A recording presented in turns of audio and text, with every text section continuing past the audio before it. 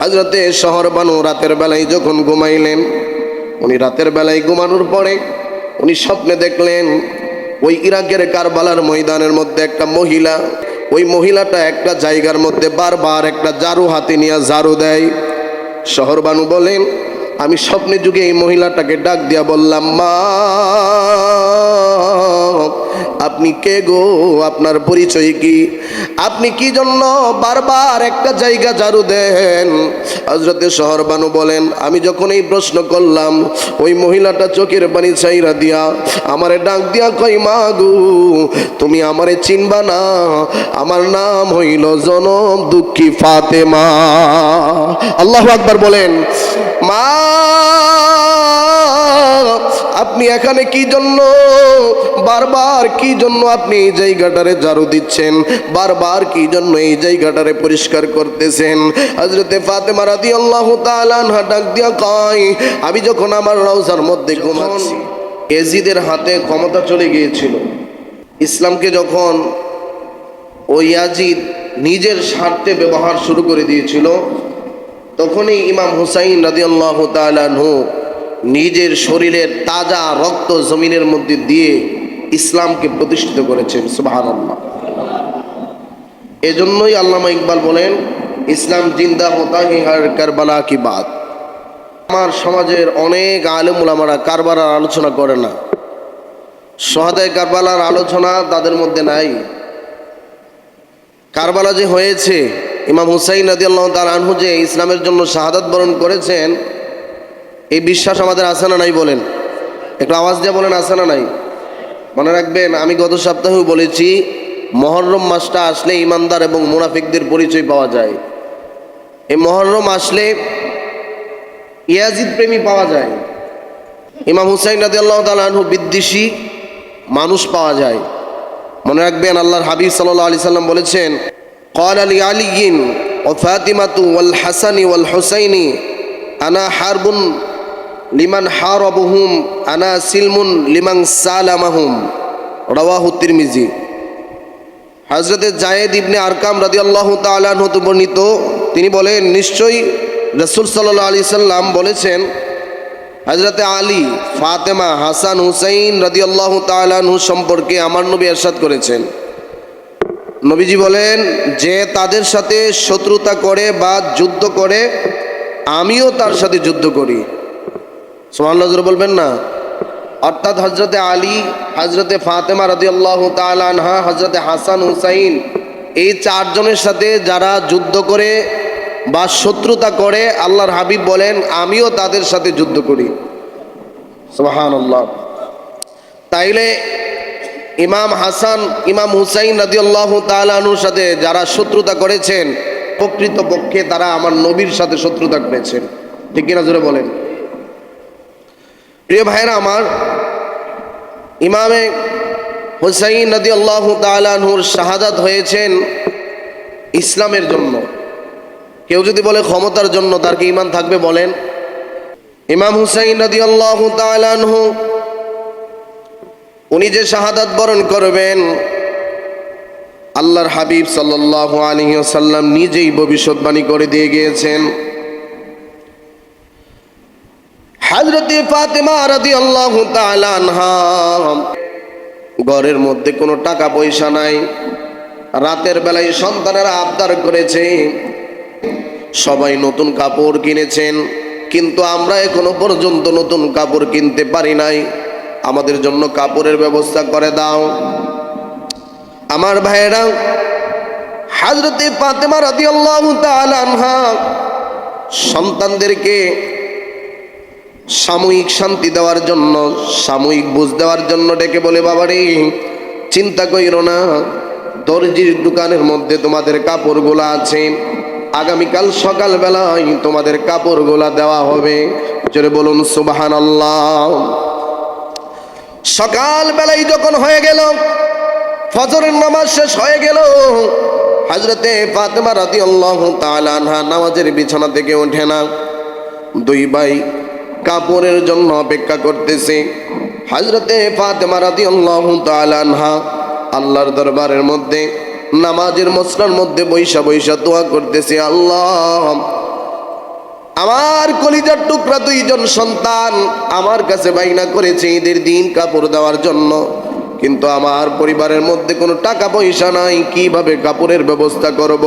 রব্বুল আলামিন তুমি এর একটা সমাধান দিয়ে দাও।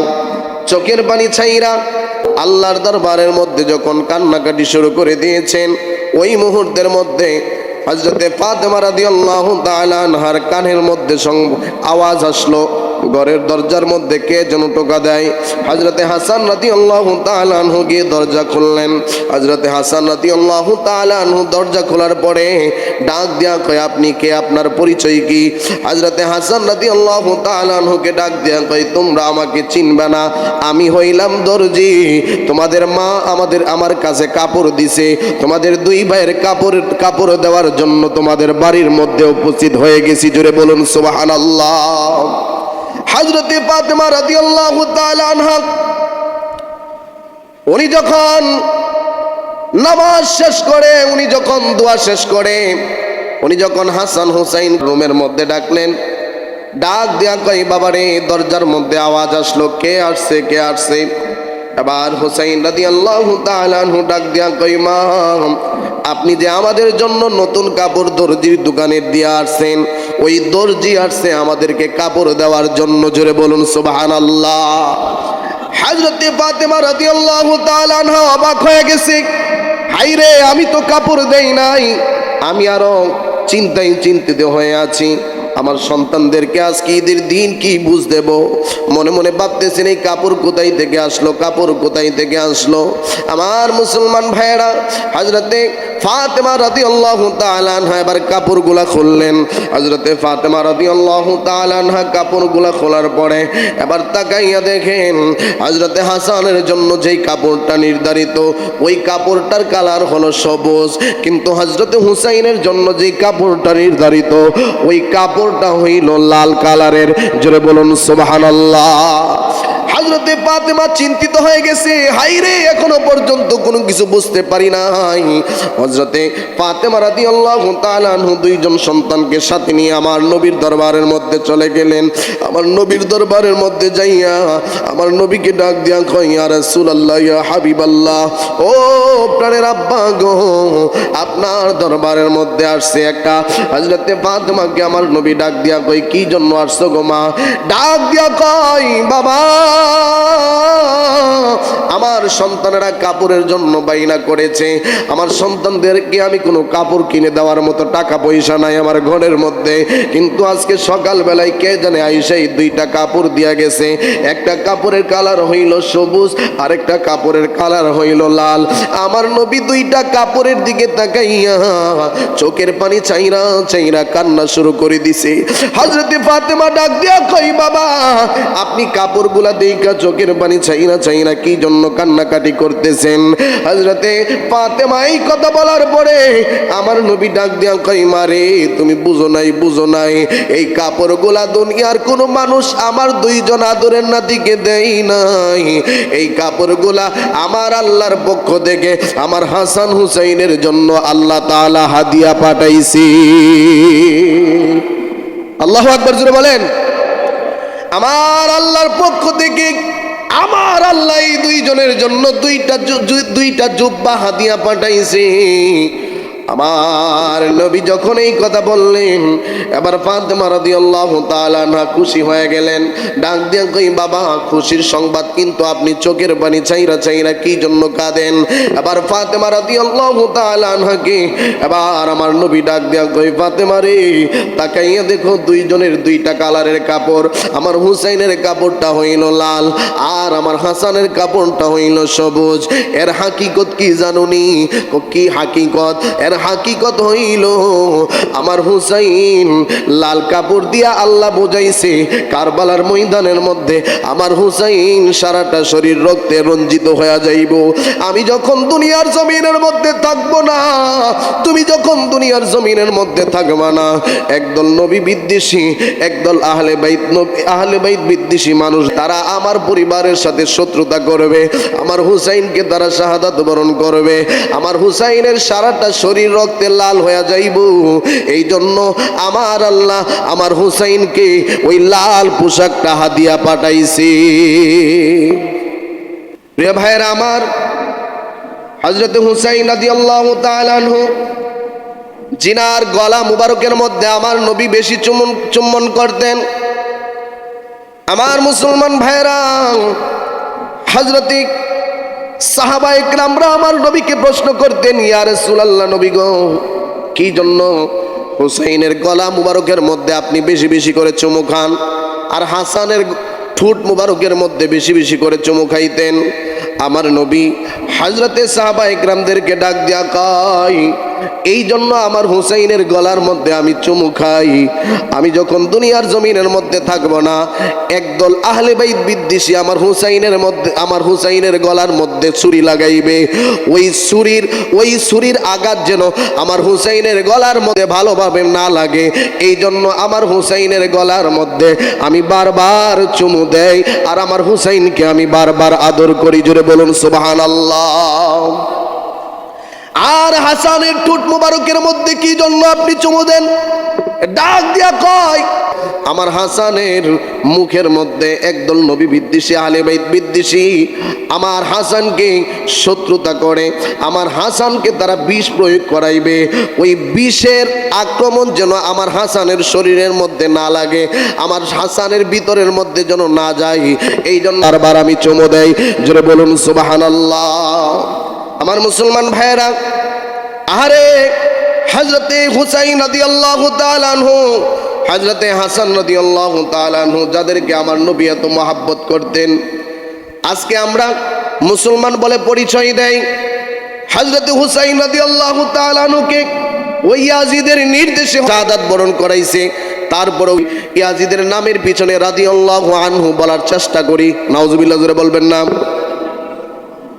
অথচ একটু চিন্তা করে দেখেন, আমার নবী হাজরে আসওয়াদ পাথরের মধ্যে একবার চুমু দেওয়ার কারণে হাজী সাহেবরা যখন হজের মধ্যে যায় পাগলের মতো হয়ে যায় হাজরে আসওয়াদের মধ্যে, কখন তারা চুমু দিবে, ঠিক কিনা জোরে বলেন? একবার হাজরে আসওয়াদের মধ্যে চুমু দিবে, তার জীবনের গুনাহগুলি মাফ হয়ে যাবে। ঠিক তেমনি ভাবে একটু যদি চিন্তা করে দেখেন, একটা বার শুধু আমার নবী হাজরে আসওয়াদের মধ্যে চুমু দিছে, আর এই হাজরে আসওয়াদের জন্য এত পাগল হয়ে গেছেন, আর আমার নবী হযরতে হুসাইনের গলার মধ্যে কত শতবার, কত হাজার বার চুমু দিছে। ওই হুসাইনের সাথে বিদ্বেষ করেন, ওই হুসাইনের সাথে বিদ্বেষ করে কি কখনো জান্নাতের মধ্যে যাওয়া যাবে? আওয়াজ দিয়ে এখন যাওয়া যাবে? মুসলমান ভাইয়ের আমার গভীর মনোযোগ, ইমাম হুসাইন রাদিয়াল্লাহু তাআলা আনহু যে শাহাদাত বরণ করবেন, ওই কারবালার প্রান্তরের মধ্যে যে ইমাম হুসাইন রাদিয়াল্লাহু তাআলা আনহু শহীদ হবেন, আমার নবী আগে থেকেই ভবিষ্যৎবাণী করে দিয়ে গিয়েছেন। আমার নবী একদিন হাতের মধ্যে এক মুষ্টি মাটি নিয়া হযরতে উম্মে সালমা রাদিয়াল্লাহু তাআলা আনহু আমার নবীর স্ত্রীকে ডাক দিয়া কয়, ও উম্মে সালমা, তুমি একটা পাত্র আনো, এই পাত্রের মধ্যে এই মাটিটা রাখো। উম্মে সালমা ডাক দিয়া কয়, ইয়া রাসূলুল্লাহ, নবী গো, এই মাটিটা কি জন্য রাখবো? এই মাটিটার হাকিকত কি? এই মাটিটা আপনি কোথায় থেকে আনছেন? আমার নবী ডাক দিয়া কয়, আরে উম্মে সালমা, এই মাটিটা মদিনার কোনো মাটি না, এই মাটিটা হইল ইরাকের কারবালার ময়দানের মাটি। জোরে বলুন সুবহানাল্লাহ। আমার নবী যখন হুজরা মুবারকের মধ্যে বসে আছেন, ওই মুহূর্তের মধ্যে হযরতে মিকাইল আলাইহিস সালাতু ওয়াস সালাম আমার নবীর দরবারের মধ্যে আসছেন। আমার নবীর হাতের মধ্যে এই মাটিটা দিয়া বলতেছেন, ইয়া রাসূলুল্লাহ, এই মাটিটা হইল কারবালার ময়দানের মাটি। আবার নবীকে ডাক দিয়া কয়, ইয়া রাসূলুল্লাহ, নবী গো, এই মাটিটা যেই দিন লাল হয়ে যাইব, ওই দিন আপনার হুসাইন ওই পাপিষ্ট ইয়াজিদ বাহিনীর হাতে দুনিয়ার জমিন থেকে শাহাদাত বরণ করে বিদায় হয়ে যাবে। উম্মে সালমাকে আমার নবী ডাক দিয়া কয়, আরে উম্মে সালমা, এই মাটিটা তুমি যতন কইরা রাখবা, যেই দিন দেখবা এই মাটিটা লাল হয়ে গেছে, ওই দিন আমার হুসাইন ওই কারবালার ময়দানের মধ্যে পাপিষ্ট ইয়াজিদ বাহিনীর হাতে শাহাদাত বরণ করবেন। আমার মুসলমান ভাইয়েরা, উম্মে সালমা বলেন, আমি একদিন রাতের বেলায়, জুমার রাতের বেলায় ঘুমাইলাম। ওই জুমার রাতের বেলায় বেলায় যখন ঘুমাইলাম, ওই জুমার রাতের বেলায় ঘুমানোর পরে আমি স্বপ্নে দেখলাম আল্লাহর নবী, রহমতের নবী চোখের পানি ছাইরা ছাইরা কান্নাকাটি করতেছেন। আমার নবীর দাড়ির মুবারকের মধ্যে মাটি লেগে আছে। আমার নবীকে প্রশ্ন করলাম, ইয়া রাসূলুল্লাহ, নবী গো, আপনি দুনিয়ার জমিন থেকে চলে যাওয়ার পরে আপনাকে একাধিকবার আমি স্বপ্নে দেখেছি, কিন্তু কোনোদিন এমন মুমূর্ষ অবস্থায় আপনাকে আমি স্বপ্নে দেখি নাই। ইয়া রাসূলুল্লাহ, নবী গো, আজকে আপনার দাড়ি মুবারকের মধ্যে মাটি দেখা যায়। নবীজি, আপনার দাড়ি মুবারকের মধ্যে মাটি কি জন্য দেখা যায়? আমার নবী ডাক দিয়া কয়, উম্মে সালমা রে, তোমার কাছে যে আমি মাটিগুলা দিয়া রাখছি, ওই মাটিগুলার দিকে তাকাইয়া দেখো।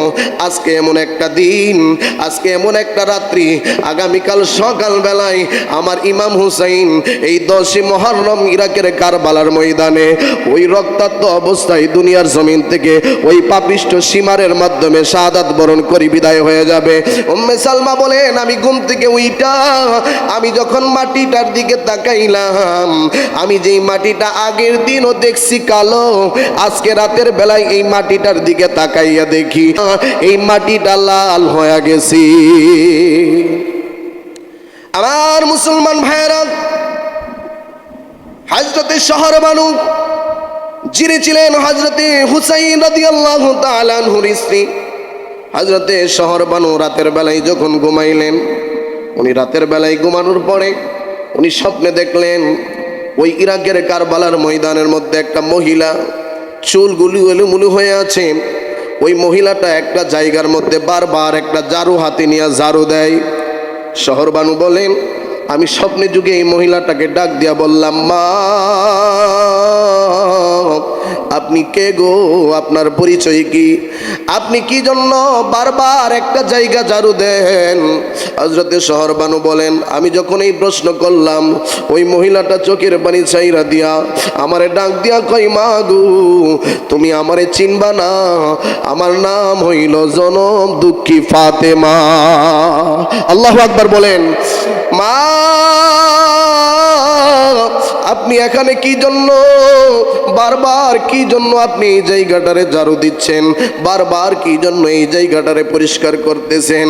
হযরতে ফাতেমা রাদিয়াল্লাহু তাআলা আনহা ডাক দিয়া কয়, আমি যখন আমার রওজার মধ্যে ঘুমাচ্ছি, ওই মুহূর্তের মধ্যে আল্লাহ তাআলার ফেরেশতারা আমাকে ডাক দিয়া বলে, এ ফাতেমা, আগামীকাল জুমার সময় তোমার সন্তানকে ইয়াজিদ বাহিনীরা এই কারবালার ময়দানের এই জায়গাটার মধ্যে হত্যা করবে।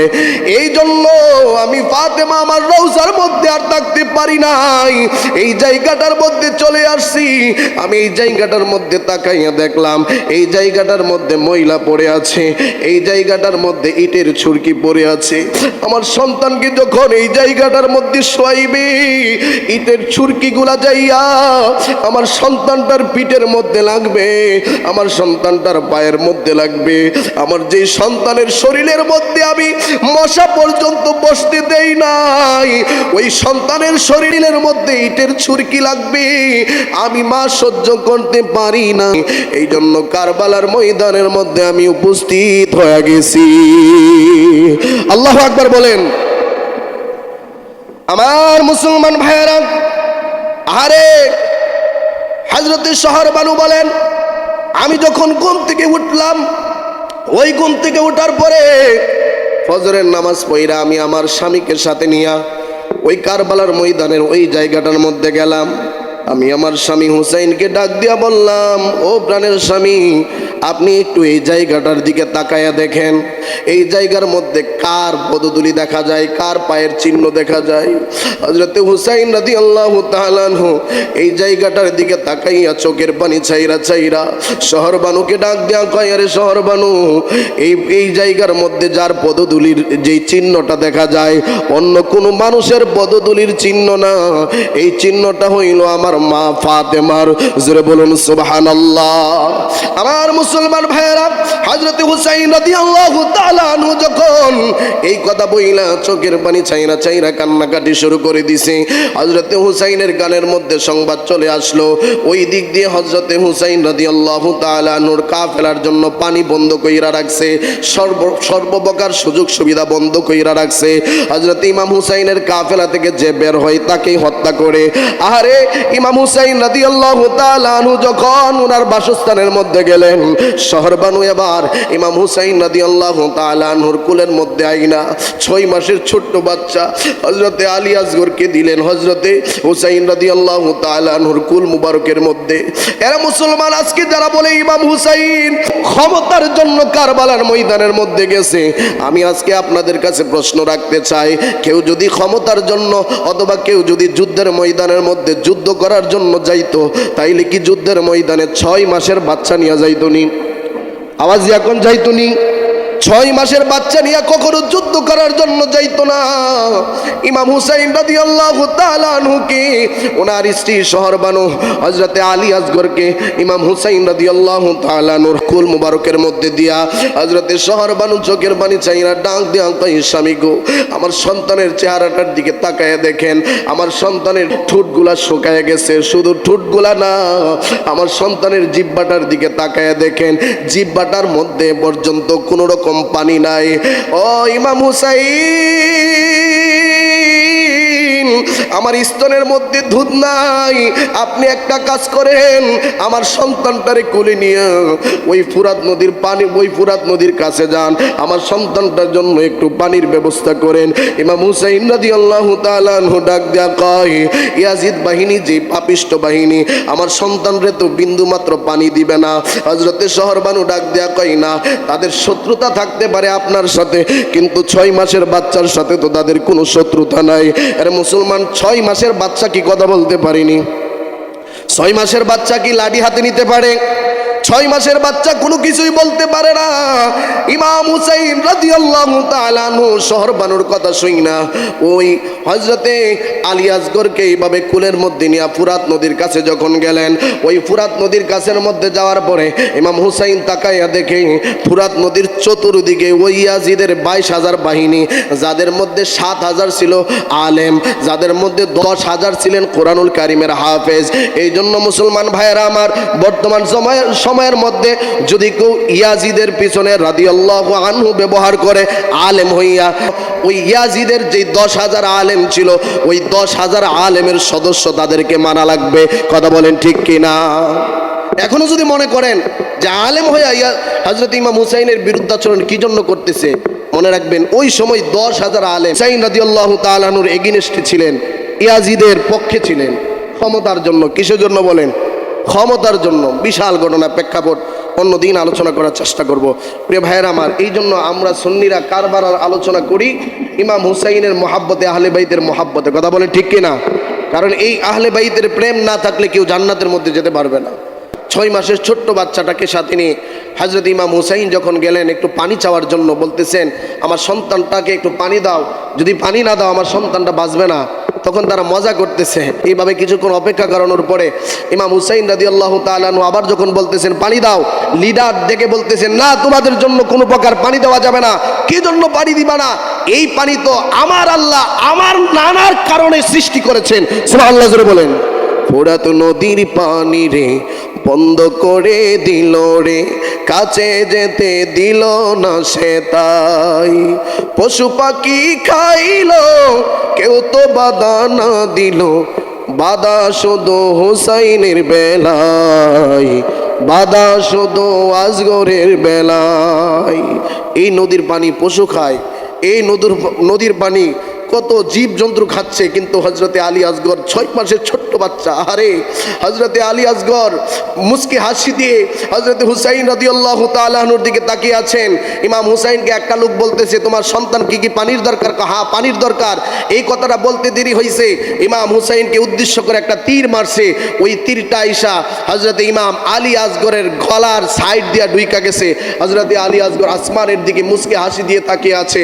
হযরতে ইমাম হুসাইন রাদিয়াল্লাহু তাআলা আপন সন্তানের দিকে তাকিয়ে বলতেছে, বাবা রে, দুনিয়ার পানির কোনো ব্যবস্থা তোমার জন্য করতে পারি নাই, আল্লাহ তাআলা তোমার জন্য জান্নাতের পানির ব্যবস্থা করেছে।